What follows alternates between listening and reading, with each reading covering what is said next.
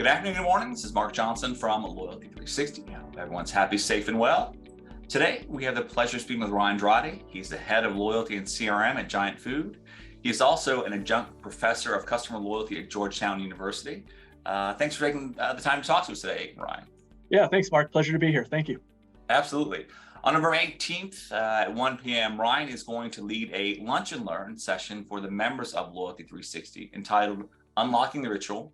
What are the rights of your customer loyalty program, which will focus again on the presentation he gave at the 2022 Loyalty Expo and what he teaches at Georgetown University. So looking forward to that presentation.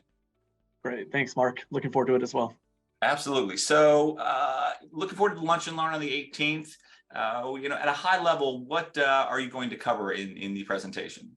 Yeah, really it's just around this idea of building rituals that loyalty programs and even other marketers can look into. And simply put, many loyalty programs focus too much on the intangible benefits and less on this idea, let's call it a special connection with their members that only they can control. And it's really this idea of, in a word, a ritual, a shared experience that validates their investment in the loyalty program.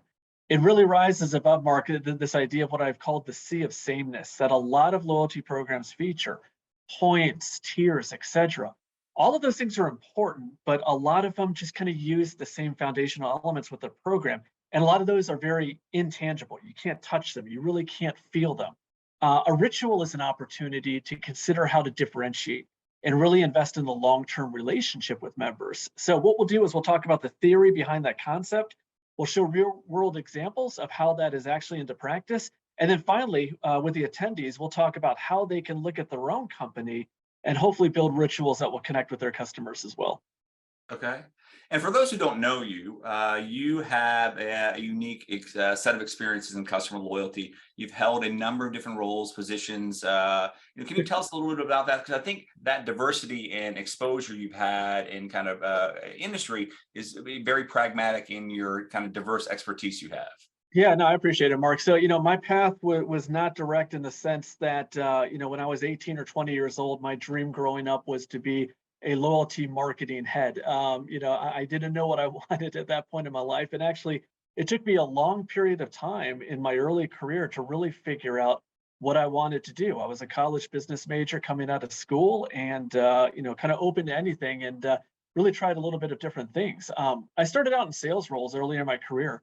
And I love the interaction, but was disappointed by the lack of access to data. I love connecting with people, but I really didn't understand the connectivity to the business model.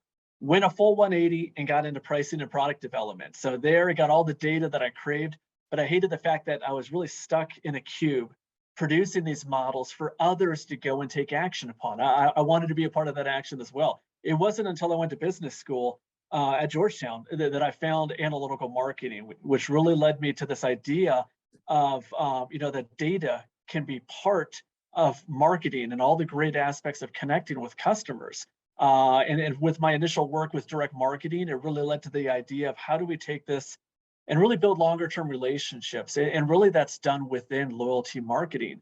So my professional background includes roles with Citibank, Capital One, in risk and credit card portfolio management, then really fully all into loyalty with Sally Mae, Choice Hotels, Rite Aid, and Giant Food, where I've either built or managed loyalty programs serving those customer bases.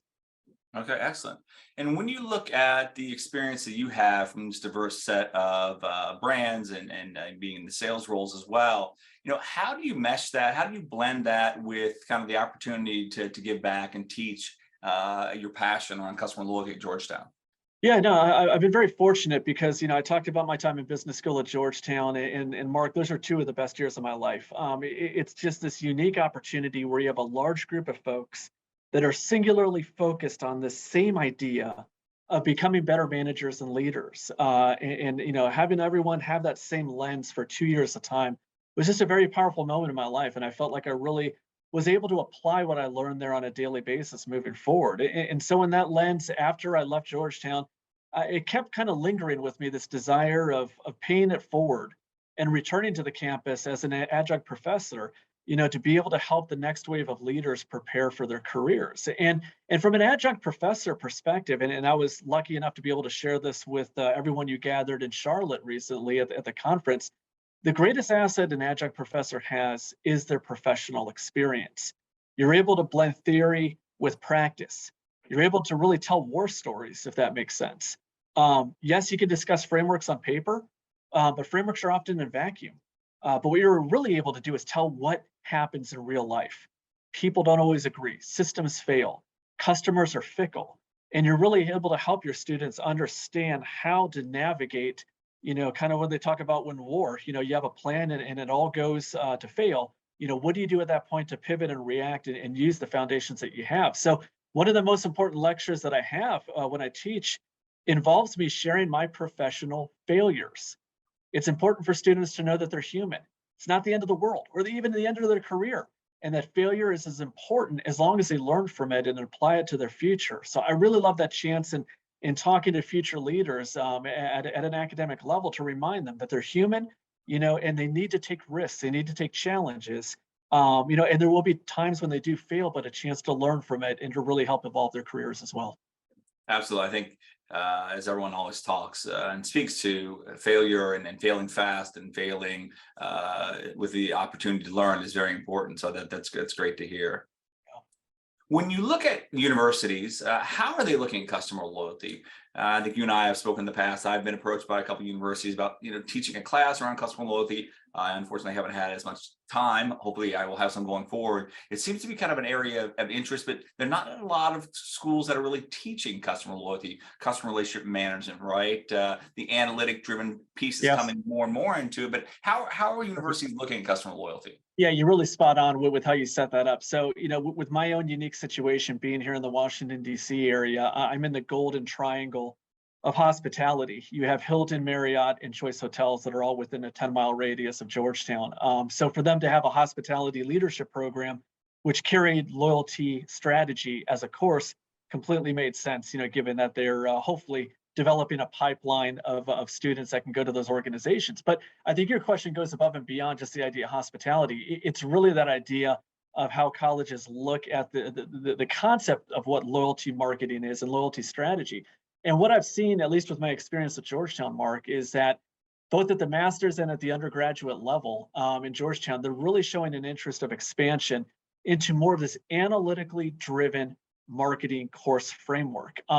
Business departments I've seen are realizing they need to catch up with real world needs, which means more focus on digital, social media, analytics, and the idea of ensuring that their students really can both process a spreadsheet with data while also honing their verbal and written skills. And so often it was just the latter. It was just the focus on, like the 4 Ps, or kind of these, Maslow's hierarchy of needs. And all of those are important.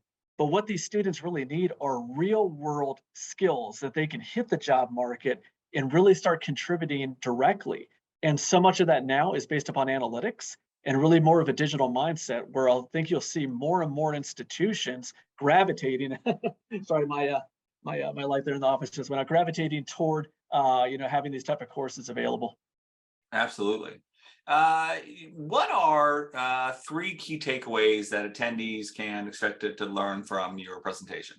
Yeah, absolutely. So, with the course that I'll share here on November 18th, 3 things I think you take away is really, 1, the idea of rituals are common in our everyday life, and they bond us together across social, business, religious, basically so many different channels of our lives, and they really create the connections that humans crave. And so 2, within the business world, we should take advantage of that. And there's really a very simple 3-step framework, which I'll be sharing, that can help a business determine if a ritual could be appropriate and then how to execute it properly. And then finally, the 3rd aspect is putting that theory into practice, using some real world examples of how it's done well and showing that the impact that it can make. So I want everyone to be able to walk away saying, I understand how a ritual works, how it applies to my business model, having the framework of how to set it up, and being able to show examples in the real world so that if I try to pitch this through to my leadership, they can tangibly see the benefits that come to bear with it. Okay, great. And then the last question, who would benefit most from attending this session?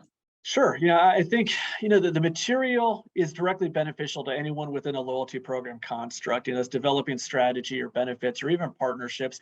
But it really expands, I think, above and beyond just loyalty. If you're a marketing executive who is considering how better to connect with their customer in or outside of loyalty, I think it would be useful to consider because rituals do not have to be fenced just within a loyalty program. It doesn't need to be just part of a tier per se or a membership card.